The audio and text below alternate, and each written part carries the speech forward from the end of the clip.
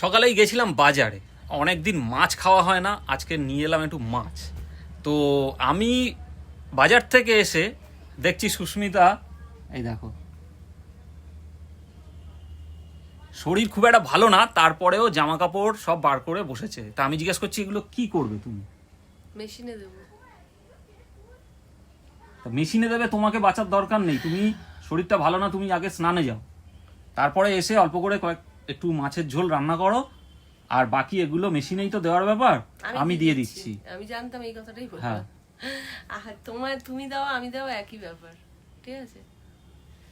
তা চলো, সবকিছু তো আর মেশিনে দেওয়ার মতন নেই, এগুলো ডেলি ওয়্যারের একটুখানি সার্ফ দিয়ে ধুয়ে নিলেই হয়ে যাবে। আর যেগুলো মেশিনে দেওয়ার সেগুলো আলাদা করেছি, ঠিক আছে? চলো আমি এগুলো ধুয়ে নিই।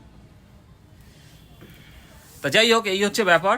মানে এই কদিন বাড়িতে না থেকে মানে সুস্মিতার মনটা কখন কাজবো এই হচ্ছে ব্যাপার।